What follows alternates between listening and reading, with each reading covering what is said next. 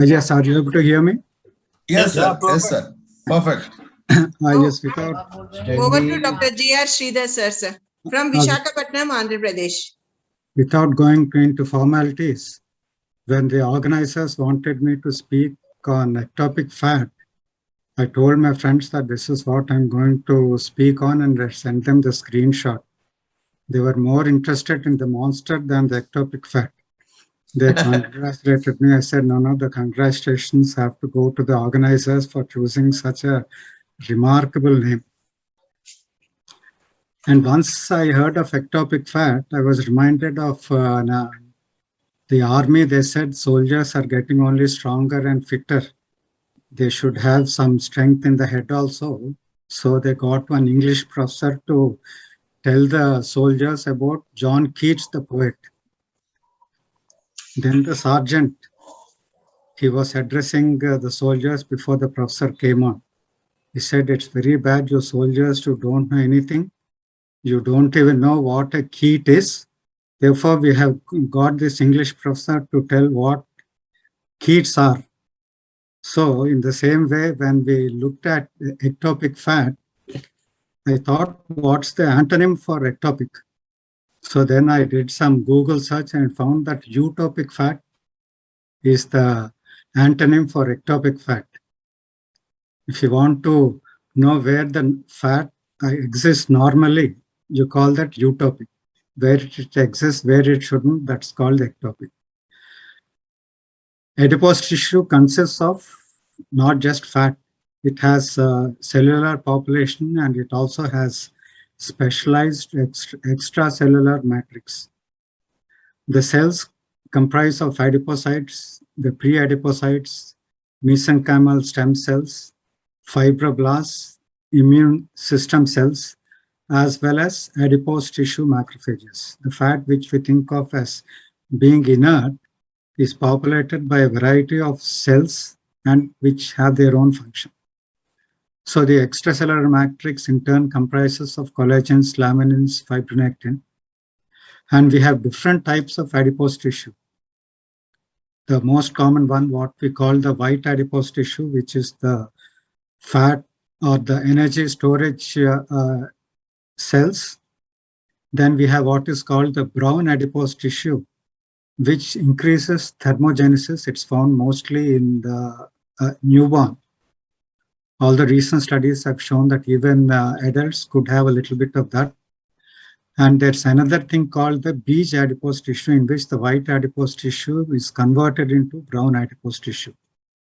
The excitement is in seeing whether we could increase the brown adipose tissue to make the people burn more of fat and lose weight instead of really lowering the amount of energy that is taken. But even the white adipose tissue comprises only of about 5 to 10% of the total human body weight. It's located mainly in the intra-abdominal regions. This is called the visceral adipose tissue, and also the subcutaneous adipose tissue. The visceral adipose tissue coats the internal organs. It protects them from friction and damage, and you can divide it into various parts of the abdomen. Subcutaneous adipose tissue can be either superficial or deep, about which we know of. So the main property of adipose tissue is energy storage. We know quite a bit about that, but it also has an endocrine role. And as Dr. Zarkar has mentioned, it secretes a number of hormones and cytokines, which are called the adipokines because they are secreted by the adipose tissue, and they affect the energy homeostasis and various metabolisms. What do we mean by ectopic fat? Once you find that the adipose tissue is no longer about to accommodate more fat than it already has, the extra fat goes into ectopic tissues, which normally don't store fat. And once the fat stores, they go into tissues other than the adipose tissue. These are called the ectopic tissue, which store fat, and that's what we mean by the ectopic fat. Normally, they store only small amounts of fat. Here, this is a pictorial representation of the various parts of the body where ectopic fat can be seen in the muscles, in the liver, in the renal sinus, in the heart, in the perivascular regions. And these don't have much of fat normally. Only when the adipose tissue is overwhelmed, you find that fat sneaks in there. The problem with these ectopic sites is fat there can interfere with the cellular function, and this in turn is associated with insulin resistance. Once you have fat in the adipose tissue, you don't have much of insulin resistance because that's what it is meant to do. But once it goes into the ectopic regions as ectopic fat, then it spills over and ultimately gives rise to insulin resistance, which Dr. Zarkar has already alluded to in terms of gut microbiota. Here you have the various organs where ectopic fat is present, and it can give rise to either cardiovascular disease as well as type 2 diabetes mellitus. It's a pictorial representation of the two gross abnormalities that can be produced and the various organs where ectopic fat can be stored. Here, this is a simplified pictorial representation. Once the caloric intake is more or the expenditure is less, there's a positive energy balance, which in turn goes into the adipose tissue. Once the adipose tissue is inflamed, there is a release of free fatty acids, and these act at the level of the ectopic tissue, giving rise to an imbalance between the loading and export of lipids. By itself, it's not bad. So what if fat leaks out of the ectopic tissue? But you find that this gives rise to a host of abnormalities, for which we are all familiar: insulin resistance, impaired glucose tolerance, going on to type 2 diabetes, respiratory illness, brain health, cancers, etc., etc. So all the adverse effects of insulin resistance, they are operative through the ectopic deposition of fat. A number of factors, epigenetic factors, environmental factors, they lead to adipocyte hyperplasia and hypertrophy, which in turn gives rise to insulin resistance syndrome. Here, this is a representation of the extracellular matrix components, which are also affected by means of a number of growth factors which have been mentioned here. So to simplify the whole thing, the trigger of excess dietary fat gives rise to storage in the adipocytes, which in the normal situations is normal. Once there is supraphysiological dietary fat, that in turn is stored as ectopic fat, and surplus dietary carbohydrate can also be stored when it is excess as ectopic fat, giving rise to insulin resistance syndrome. So the major adipose tissue depots in humans are, you find liver, as I said, mesenteric region, the deep SAT, the omental fat, superficial, perinephric, gluteal, femoral, and intramuscular.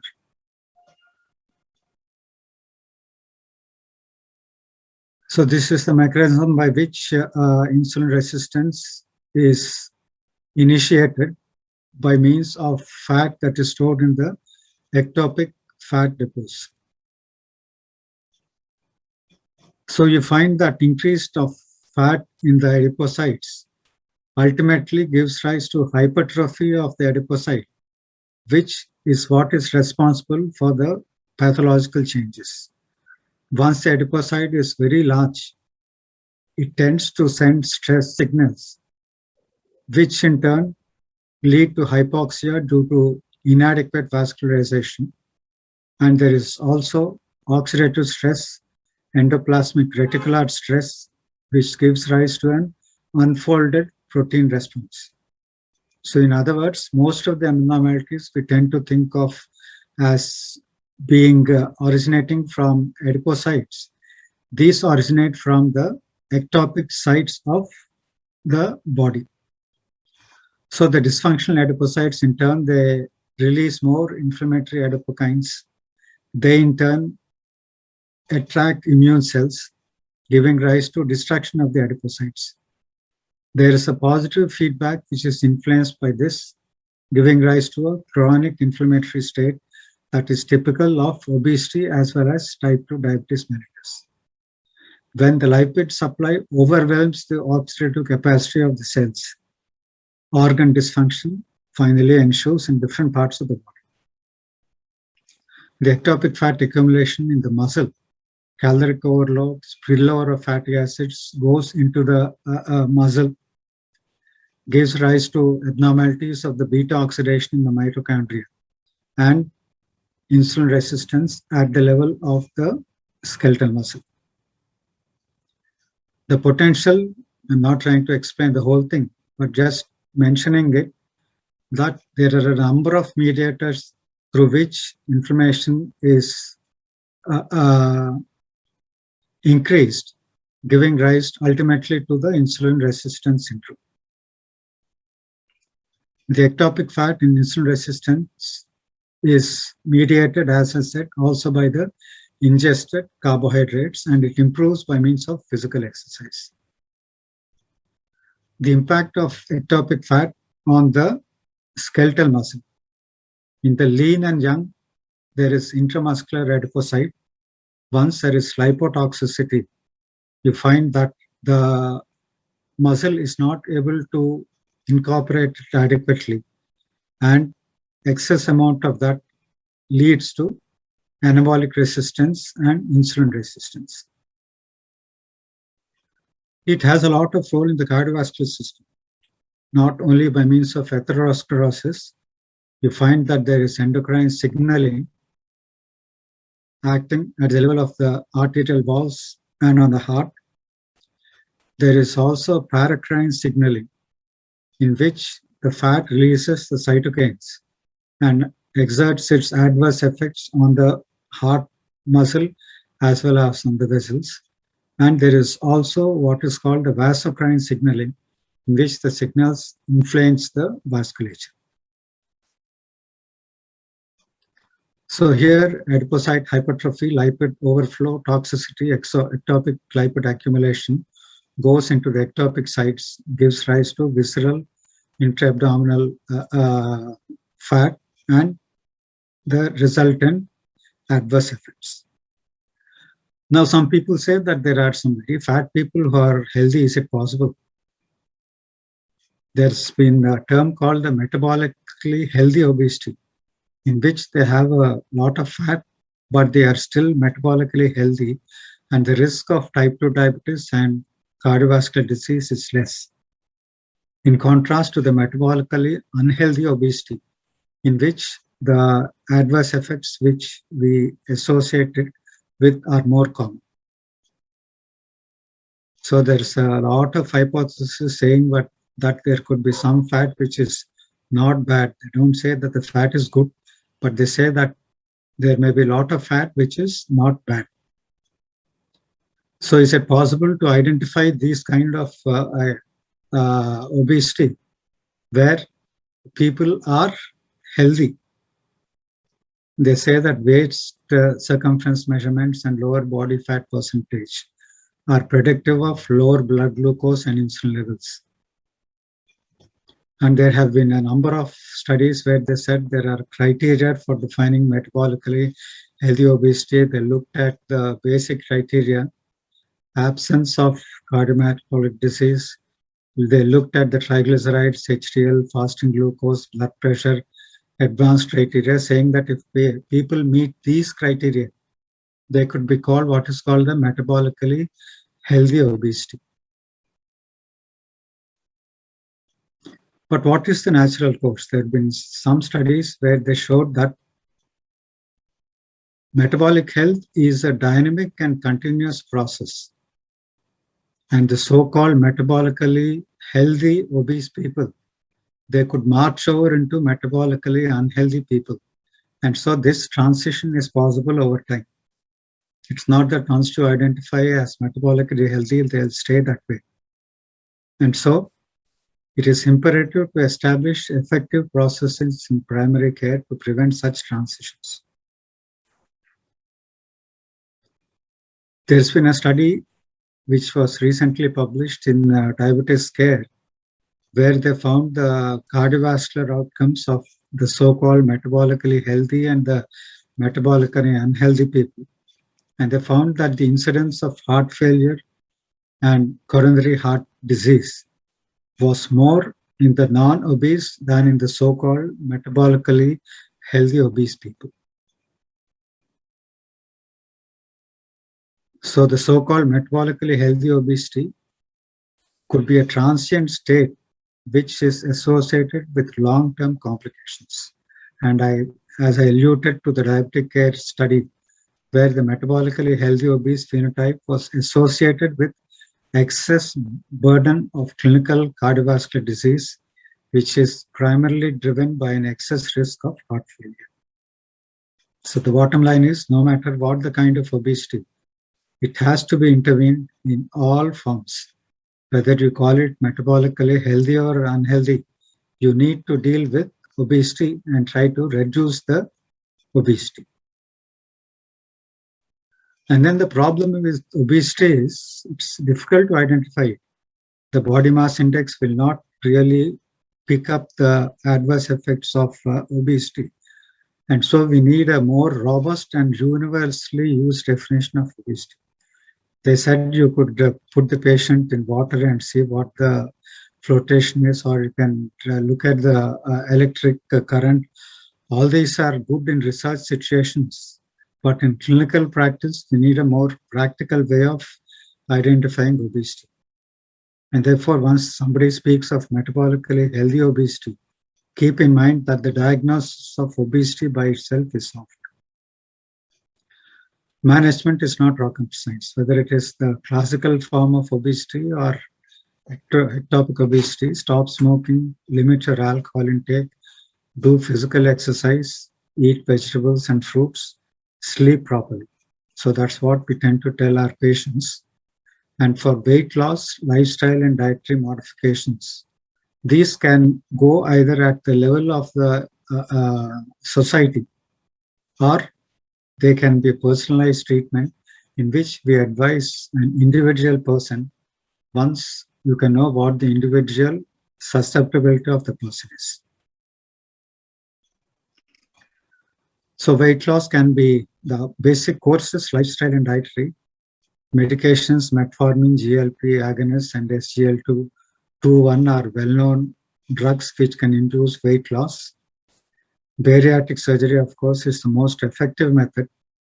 Anti-inflammatory approaches are still experimental.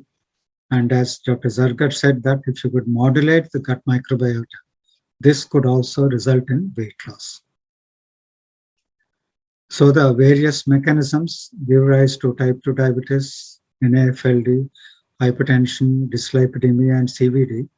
They say that the problem with the kidney is it grows up into a gut. Same thing, ectopic fat tissue gives rise to all these adverse effects. So if we are to summarize, obesity or a positive energy balance, it is first stored in the adipose tissue. Once that fails to contain it, it then goes into the ectopic tissue that is inflamed. There is a release of free fatty acid, and a whole host of adipokines are released and secreted, which give rise to insulin resistance and the associated adverse effects. And to recapitulate, insulin resistance acts at many levels, and this is what we are trying to prevent by reducing obesity, whether it is the eutropic obesity or the ectopic obesity. So this is a lovely, colorful picture of the MRI where they are showing the adipose tissue, but this adipose tissue is bad. If it is in excess, try to get it out. So I'm glad that I followed the leader. I was a little concerned that what is it I'm speaking and Dr. Zargar follows me. but technology allowed that. The leader really led. I'm done.